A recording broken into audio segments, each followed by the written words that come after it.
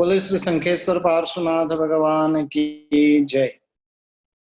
बोले श्री धर्मनाथ भगवान की जय। बोले श्री विमलनाथ भगवान की जय। बोले श्री महावीर स्वामी भगवान की जय। बोले श्री अनंत अद्वैत निदान श्री गौतम स्वामी महाराज की जय। प्रसन्न रहना किस प्रकार से, और जिसके ऊपर हमारी पिछले कुछ दिनों से चर्चा चल रही है, आज उसी कड़ी के अंदर हमारा विषय है try for the best, be ready for the worst. अपेक्षाएं जो है वो अच्छी में अच्छी रखे,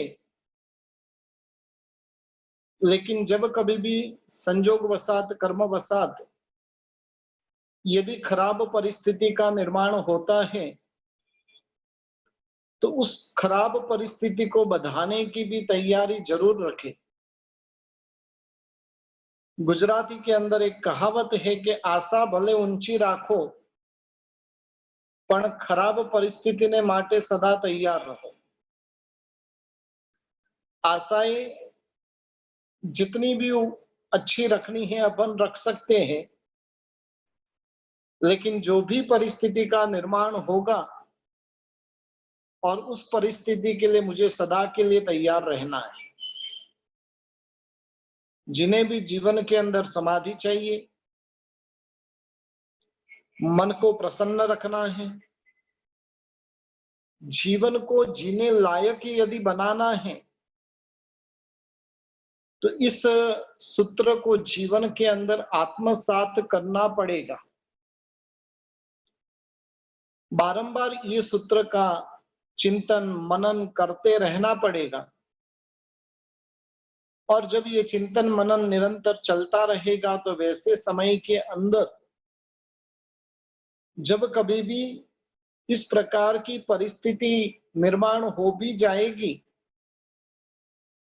तो उस समय के अंदर उसके मुख के ऊपर ग्लानि का भाव नहीं रहेगा, उसकी प्रसन्नता जो है वो टिक कर रहेगी, उसका मुख वो मुरझाएगा नहीं। दुनिया के जितने भी जीव हैं, सभी जीवों की कुछ न कुछ महत्वाकांक्षाएं रही हुई। हर एक के मन के अंदर अनेक प्रकार की इच्छाएं प्रकट होती है, और शास्त्रकार भगवंत कहते कि इच्छा ही सर्व दुख का मूल है। जिनके भीतर में इच्छा ही नहीं, वो इस दुनिया का भगवान है। इच्छा, परसों भी मैंने कहा था कि इच्छा करनी है तो एक ही चीज की इच्छा कीजिए कि मेरी इच्छा सदा के लिए खत्म हो जाए, मैं इच्छा बिना का बन जाऊं, और इस प्रकार की इच्छा भीतर में प्रकट कीजिए। जब तक ये कक्षा को हम प्राप्त नहीं करते हैं तब तक भीतर में इच्छाएं तो उत्पन्न होती ही रहेगी, और जब पाप का उदय होगा तो प्रकट होने वाली इच्छाओं की पूर्णता भी नहीं हो। पुण्यशाली जो भी इच्छाएं करता है वो इच्छाएं उनकी पूर्ण होती जाती है, लेकिन जिनके पाप का उदय चल रहा है वो तो कितना भी प्रयत्न करे उसकी इच्छाएं पूर्ण होती नहीं। और जब इच्छाएं पूर्ण नहीं होगी उस समय के अंदर यदि दीन नहीं बनना है तो इस वाक्य को हमें आत्मसात करना पड़ेगा। जब अपनी इच्छा कोई पाप कर्म का उदय होगा और उस पाप कर्म के उदय से इच्छा पूर्ण नहीं होगी तो खराब में खराब परिस्थिति भी यदि निर्माण हो जाए तो उसे भी बढ़ाने की हमें तैयारी रखनी है। प्रत्येक मानव को शरीर का आरोग्य उसे बहुत ही पसंद है। दुनिया के जितने भी जीव हैं सबको आरोग्यवान बने रहना है। बीमारी किसी को भी पसंद नहीं है। नाखून में भी रोग नहीं होना चाहिए, ये आपकी और मेरी सबकी इच्छा रही हुई है। और उसके लिए कई लोग होते हैं कि खाने पीने में पूर्ण रूप से ध्यान रखते हैं, शरीर में अपचा नहीं हो जाए और उसके लिए भी सावधानी रखते हैं। हर प्रति वर्ष के लिए वो पूरी बॉडी का चेकिंग करवाता रहता है।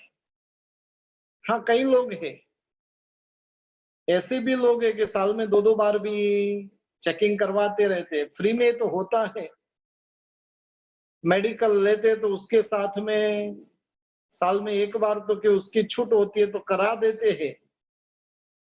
और शरीर में थोड़ी सी भी गड़बड़ी यदि उसे दिखती है तो सीधा डॉक्टर के पास में भागता है।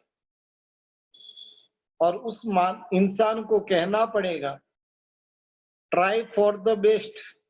भाई तो अच्छा ट्राई कर सकता है, प्रयत्न कर सकता है, लेकिन तुझे खराब परिस्थिति का निर्माण हुआ तो उसके लिए भी तुझे तैयारी रखनी पड़ेगी।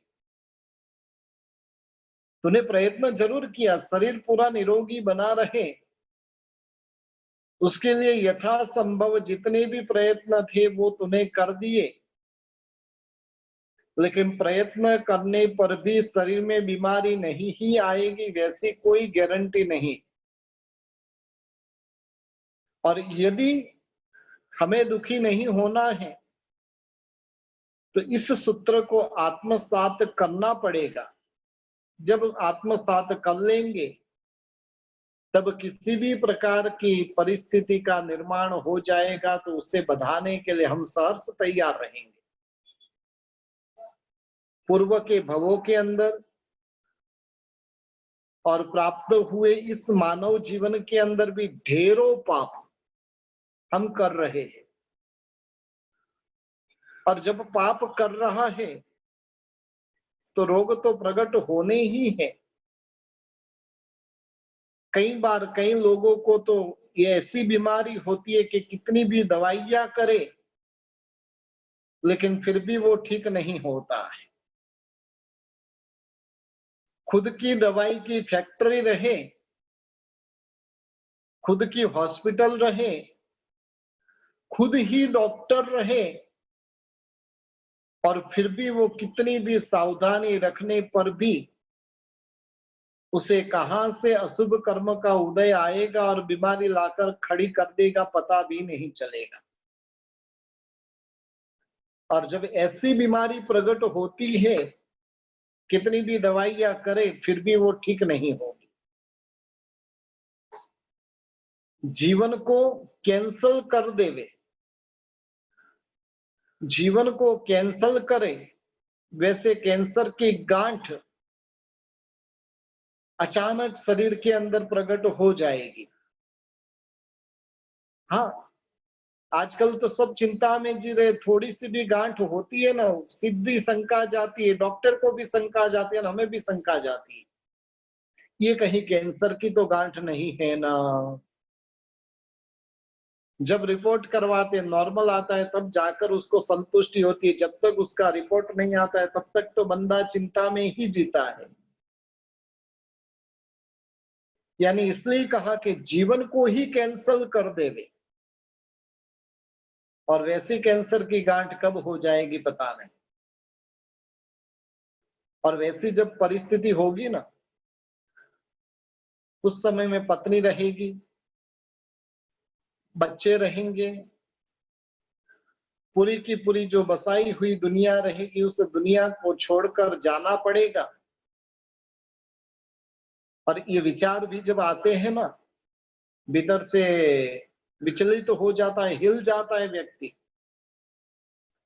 यदि इस प्रकार की परिस्थिति को उत्पन्न नहीं होने देना है तो क्या करना, बस इस सूत्र को आत्मसात हमें कर लेना चाहिए। अपेक्षा तू रख शरीर मेरा अच्छे में अच्छा रहे, एकदम फिट रहे, उसके लिए तू प्रयत्न भी कर।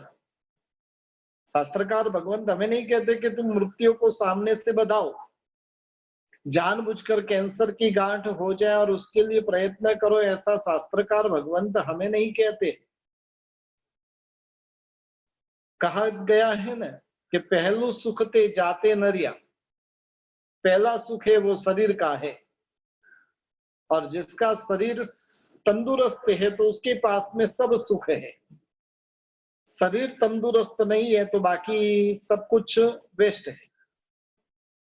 इसलिए अपेक्षा तो रख सकता है, यथासंभव उसके लिए तो प्रयत्न भी कर सकता है, लेकिन फिर भी सतत इस सूत्र को आत्मसात रखना, अच्छे के लिए प्रयत्न कर रहा हूं लेकिन परिस्थिति किसी भी प्रकार की होगी उसे मैं बधाने के लिए तैयार हूं। अचानक ही हार्ट अटैक आ जाएगा, अचानक ही एकदम लाल दिखता हुआ शरीर, जिसके पूरे के पूरे शरीर के ऊपर फोले हो जाएंगे, डॉक्टर को बताएंगे, बायोप्सी करवाएंगे और डॉक्टर कहेगा कि भी कैंसर की संभावना दिख रही है, क्या करेंगे?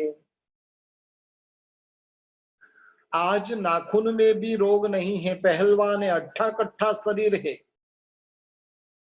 खराब चाहने वाले को एक लगाकर 4 गुलाटी खिला देवे, वैसी शक्ति आज रही हुई है, लेकिन कल क्या होगा पता नहीं। कल अचानक ही पैरालिसिस हो जाएगा, क्या करेगा? हजारों केजी वजन उठाने की शक्ति आज है, हो सकता है कि कल तो एक स्पून नहीं उठा सके।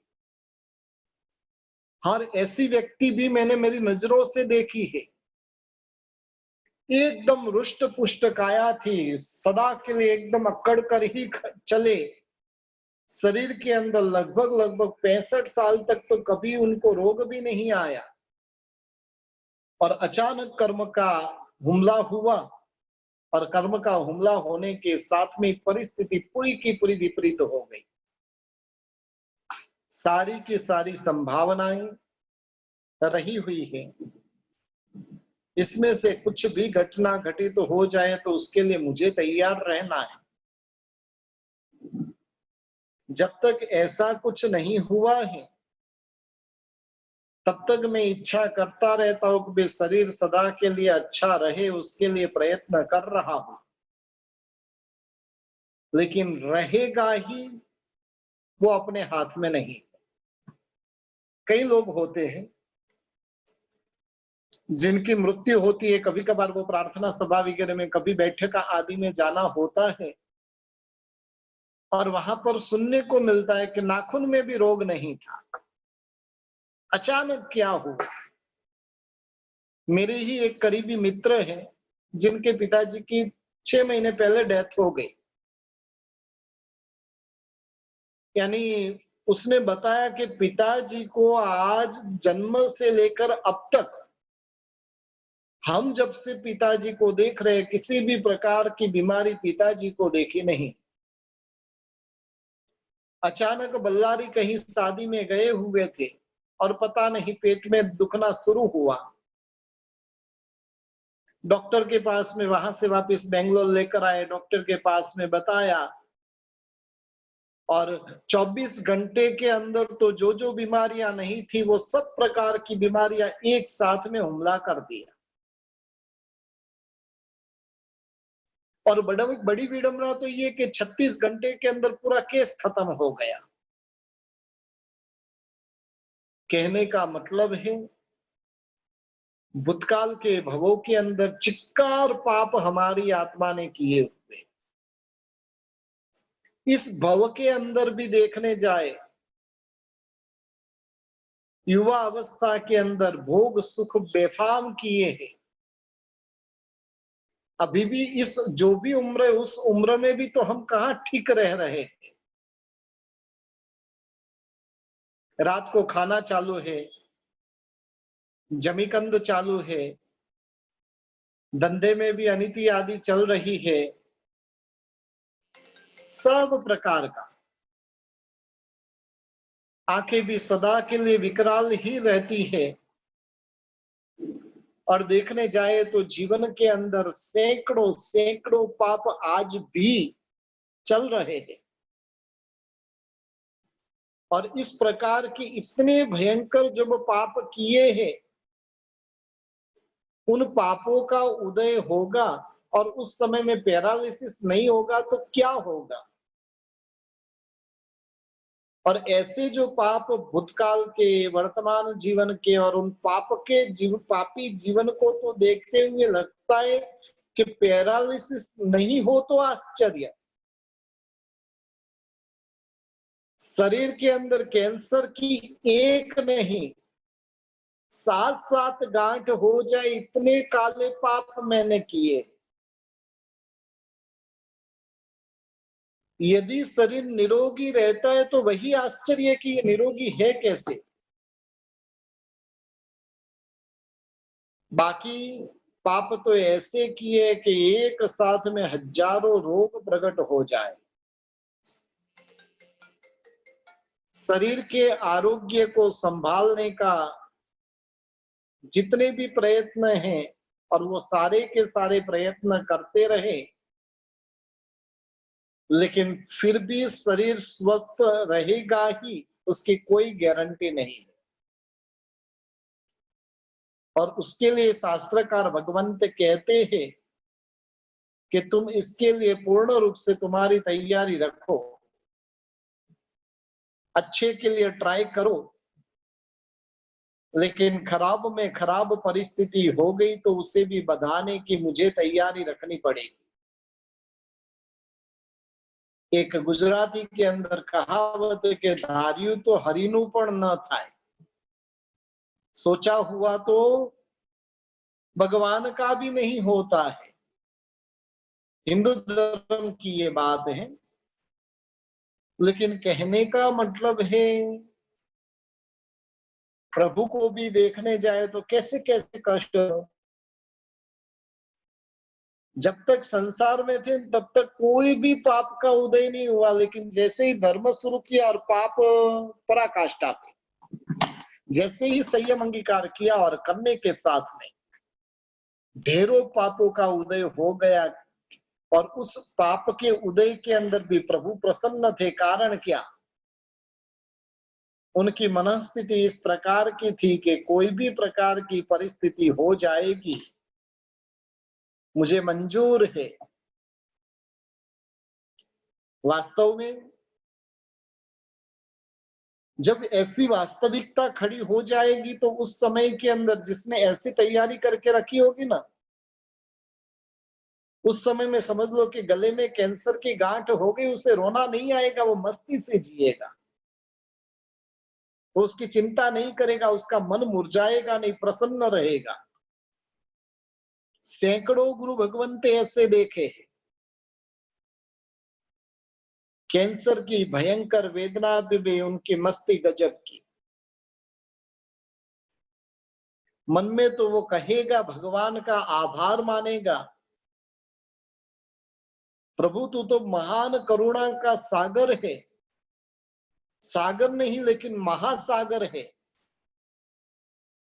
मेरे जैसे को तो 7-7 गांठ होनी चाहिए थी, लेकिन तू कितना उदार, 7 की जगह पर सिर्फ एक ही गांठ दी। 6 गांठ की वेदना की तूने मुझे माफी कर दी। जितना तेरा उपकार मानो वो कम है। वास्तव में इतना समझकर चलिए कि जितने भी रोग है, उन रोगों की जड़ यदि कोई है तो पाप है। कैंसर होता है तो वो कैंसर दुख का कारण है। भूतकाल में तूने दुख किए हैं और दुख का फल ये कैंसर है। जिन्हें कैंसर की प्राप्ति हो गई है, कैंसर हो गया है, और ऐसे अनेक लोग असमाधि में रिबा रिबा कर मरते हैं, लेकिन वास्तव में कैंसर के समय के अंदर भी तुझे मन की मस्ती रखनी है तो इस सूत्र को तू आत्मसात कर ले। जिसने अपने मन को इस प्रकार से तैयार किया हुआ है उसको कैंसर की वेदना भी दुखी नहीं बना सकती। 2 दिन पहले किसी को यानी कोरोना हुआ था और उसको हुआ था तो 15-20 दिन पहले, लेकिन मुझे 3-4 दिन पहले पता चला था। उनको फोन किया, अच्छे तत्वज्ञानी हैं, लेकिन उनके मुंह से भी शब्द निकल गया कि गुरुजी ये कोरोना किसी को भी भूल से भी नहीं हो। आज मेरा रिपोर्ट नॉर्मल आकर भी के 10 दिन हो गया, नेगेटिव आकर 10 दिन हो गया है, लेकिन उसके बावजूद भी शरीर के अंदर इतनी आसक्ति है, मन सतत चिंता से ही ग्रसित रहता है। जब तैयारी करके रखी होगी ना तो हमारी चिंता का कारण नहीं बनेगा। वो अहमदाबाद के सेठ की बात आती है ना, रोज गुरु भगवंत के प्रवचन सुनने के लिए जाते हैं, आज एक दिन प्रवचन में नहीं गए। गुरुदेव ने भी नोटिस किया कि भी आज ये क्यों नहीं आया है, और आखिर में दूसरे दिन जब वो प्रवचन में पहुंचा, गुरुदेव ने कहा कि क्यों कल पुण्यशाली नहीं पधारे थे, और तब उन्होंने कहा कि 18 साल से घर में कोई मेहमान आया हुआ था, उस मेहमान को विदाई देने के लिए मैं गया था। ये कब निकल सकता है? हमारे जितने भी पूर्वाचार्य भगवंत है ना, जितने भी महापुरुष हैं, उन्होंने इस सूत्र को मुझे तो लगता है कि ऐसा आत्मसात करके रखा होगा कि जिसके कारण विषम परिस्थिति में भी वो मस्ती से जीते थे। सुलसा के 32 बेटे एक साथ में खत्म, और फिर भी सुलसा प्रसन्न है। अल्प अंश में भी वो चिंता में गई नहीं है। जो होना है वो हुआ है, उसमें मैं क्या चिंता करूं। यानी कहने का मतलब है कि कोई भी प्रकार की बीमारी हो और उस बीमारी के अंदर अपनी मस्ती, अपनी समाधि टिकाए रखना है, तो उसके लिए ज्ञानी भगवंत कहते हैं कि मन को इस प्रकार से तू तैयार करके रख। जब इस प्रकार से मन को तैयार किया होगा तो कैंसर जैसी भयंकर भयंकर बीमारी भी तुझे दुखी नहीं कर पाएगी। कैंसर तेरे से दुखी होगा, तू दुखी नहीं होगा। उसके चेहरे पे अपार प्रसन्नता, उसके चेहरे पे परम समता दिखाई देगी। तंदुरुस्त अवस्था के अंदर ही इस प्रकार की विचारणा कर कर यदि रखते हैं तो जब दुख की घड़ी आती है उस समय के अंदर दुख को समभाव से सहन कर सकते।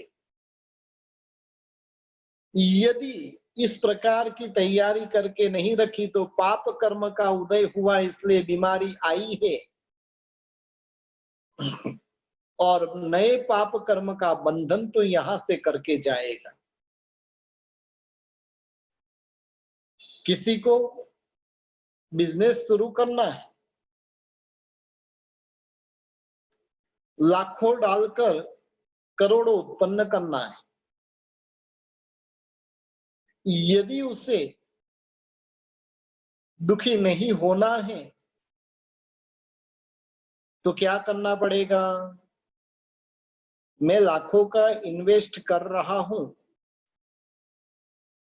दुकान भी एकदम बराबर से मौके की दुकान है, अच्छे में अच्छे सेल्समैन रखे हैं, बहुत ही गजब की उसने विज्ञापन भी किए हैं, उसका उद्घाटन समारोह भी बहुत ही ठाठ माठ से किया है,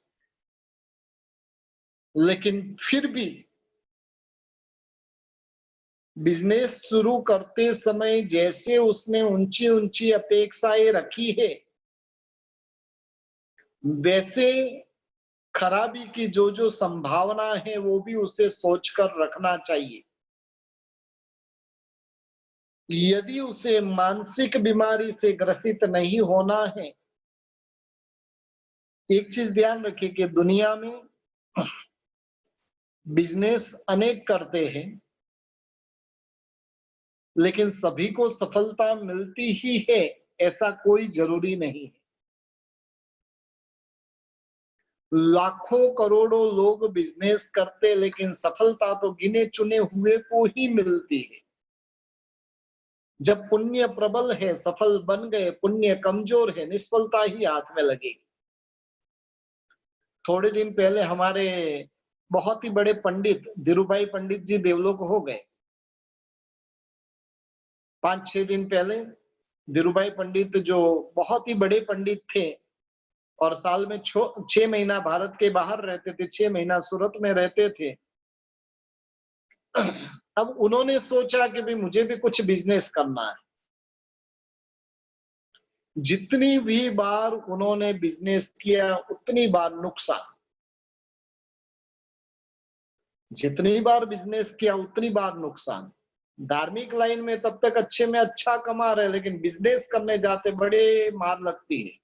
यहाँ पर साल भर में जो कमाया वहां पर फिर 2 महीने में वापस पूरा निकल जाता है। कहने का मतलब है कि जब इस प्रकार की परिस्थिति, जब बिजनेस शुरू करते तो साथ में संभावनाएं जो जो है उसके लिए भी तैयार रहना चाहिए। और जिसकी तैयारी रहती है तो वो दुखी नहीं होता है, लेकिन जिसकी तैयारी नहीं है वो तो क्या करेगा, दुखी दुखी हो जाएगा। अपेक्षा रखना अपने हाथ में है, वो अपेक्षा की पूर्ति होना वो पुण्य के अधीन है। पाप का उदय रहा तो किसी भी प्रकार की अपेक्षा पूर्ण नहीं होगी। पुण्य का उदय रहेगा तो तू अपेक्षा नहीं करेगा, फिर भी तुझे प्राप्त होता ही जाएगा। जिसने इस प्रकार की धारणा करके ही रखी हुई है, और वैसा व्यक्ति कभी भी दुखी होता नहीं। जो बना, जो घटना घटित हुई वो तो बनने वाली ही थी। प्रभु की कृपा मानो के थोड़े में काम निपट गया। कोई व्यक्ति बड़ा बिजनेसमैन हाथ ऊपर कर दिया, किसी ने 5 करोड़ दिए थे, किसी ने करोड़ दिए थे, किसी ने 50 लाख दिए थे, और आपने भी 5 लाख रुपया उसको दिया हुआ था। अब सोचो, किसी के 5 करोड़ गए और वो आपका खास फ्रेंड है, आपका 5 लाख ही गया, आप सुखी के दुखी। जरूर 5 गए हैं,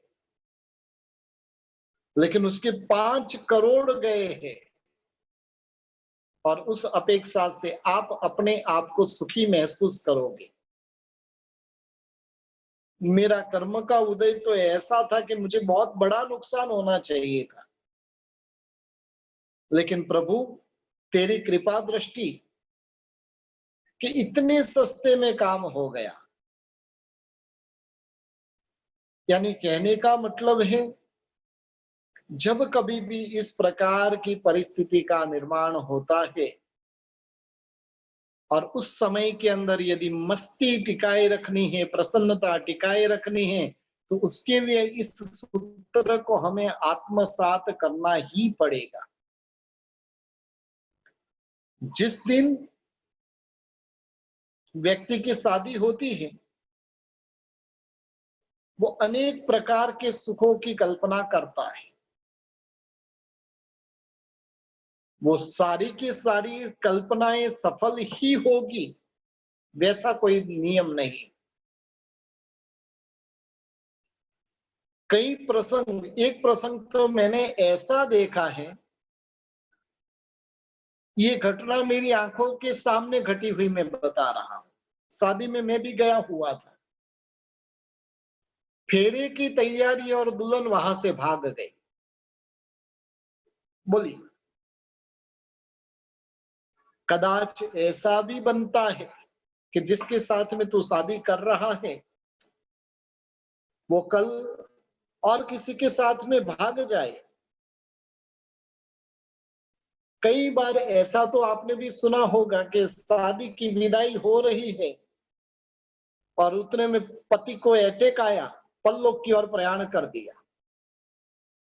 हम लक्ष्मणा साध्वी के जीवन की घटना सुनते हैं तो इसी प्रकार से कोई घटना हुई थी। वर्तमान में पूज्य साध्वी जी भगवंत पुण्य रेखा श्री जी, जिनकी साध्वियां वर्तमान में जितने भी यानी साध्वी जी भगवंत है, उनमें सबसे प्रबल पुण्य की धारिका यदि कोई रहे तो ये पुण्य रेखा श्री जी है, गुण रत्न सुरेश्वर जी महाराज की भतीजी। और शिष्याओं का पुण्य इतना प्रबल का है, लेकिन उनके साथ में भी संसार में ऐसी ही घटना घटित हुई कि और तब संयम जीवन के ऊपर आए। ऐसे तो कई प्रसंग होते हैं। घूमने के लिए जा रहे, शादी के बाद में हनीमून मनाने के लिए जा रहे, जिस गाड़ी में जा रहे उस गाड़ी का अकस्मात हो गया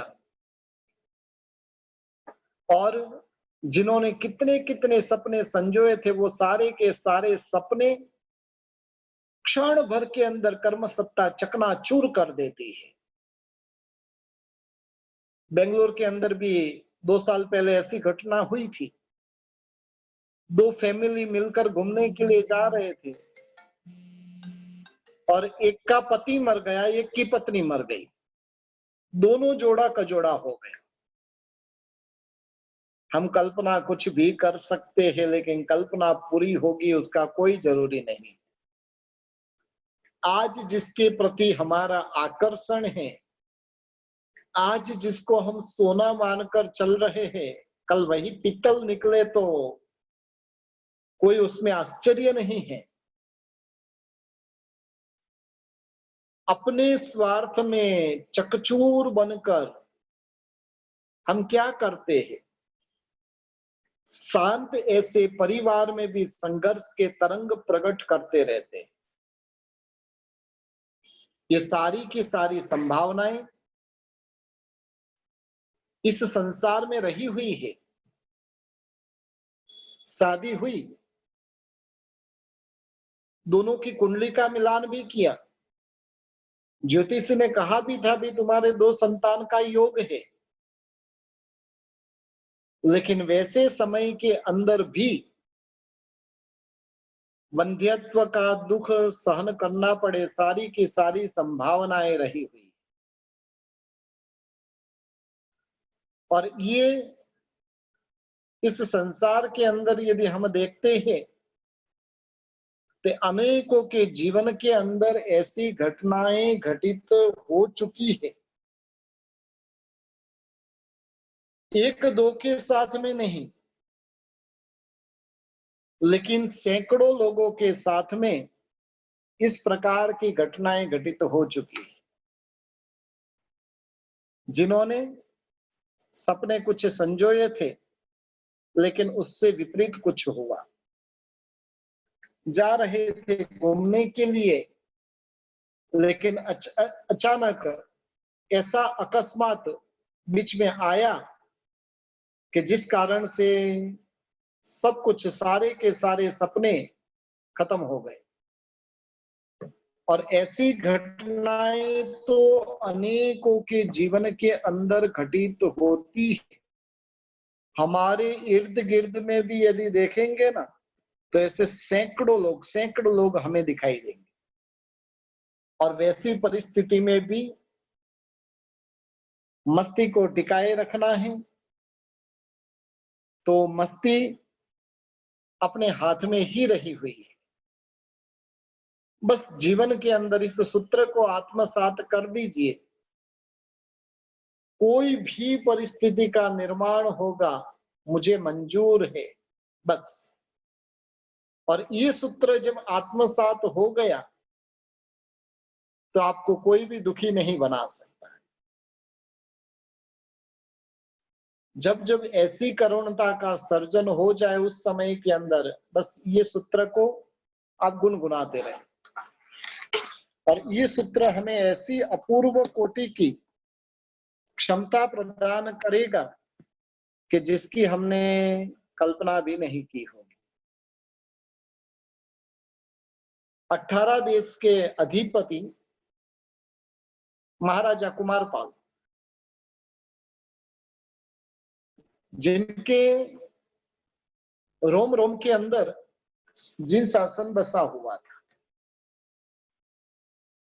जीव दया के तो वो अठंग उपासक थे। 18 देश के अंदर उन्होंने गजब का अमारी का प्रवर्तन कराया था। और ऐसा अमारी का प्रवर्तन उस दुनिया में, इस दुनिया में उन महापुरुष को छोड़कर और कोई नहीं करवा सका है। लेकिन फिर भी कहा जाता है कि दिए तले अंधेरा। दिया सर्वत्र प्रकाश करता है, लेकिन दिए के नीचे तो अंधेरा ही होता है। कुमारपाल महाराजा की पाठ परंपरा में अजयपाल राजा हुआ, जो जैन धर्म का कट्टर दुश्मन था। और ऐसा अजयपाल जब कुमारपाल की गद्दी पर आया, और उस समय के अंदर उसने क्या किया तो कि कुमारपाल को मारने का यथासंभव सारे के सारे प्रयत्न किए। उसने राजपाट प्राप्त करने के लिए जो कुमारपाल को भोजन के अंदर जहर डालकर मरवाने का प्रयत्न किया। भोजन करने के बाद में कुमारपाल के जो है हाथ पांव वगैरह खींचने लगे। और उस समय के अंदर, एक मिनट,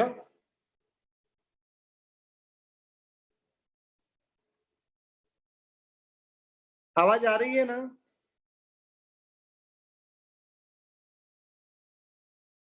आवाज आ रही है?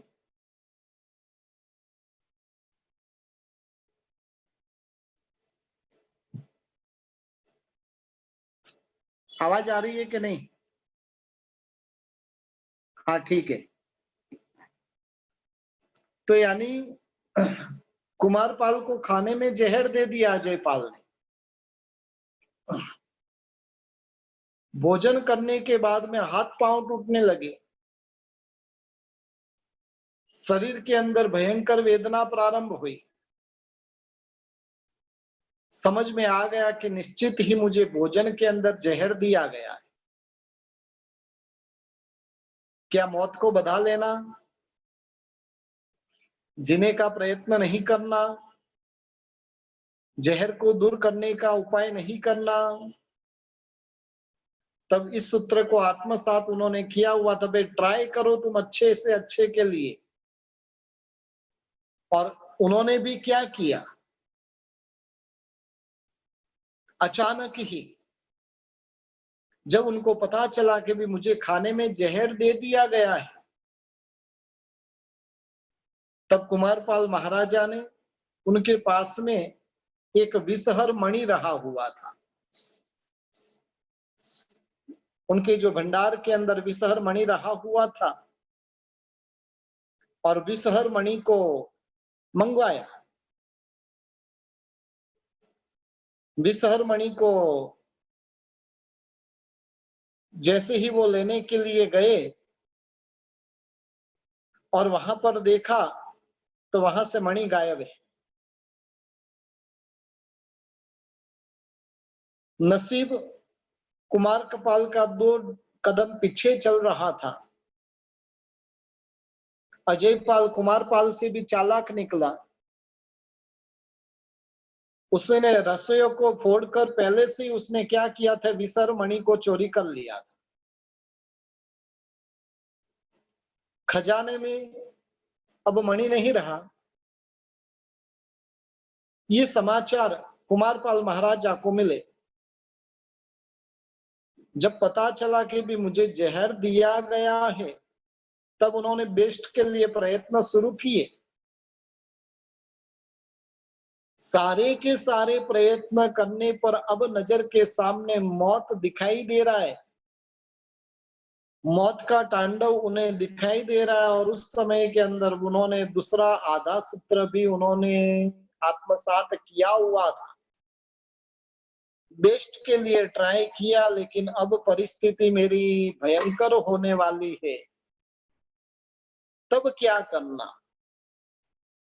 और उस समय के अंदर वो मौत से थोड़े भी घबराए नहीं है। रोना धोना उन्होंने शुरू नहीं किया है।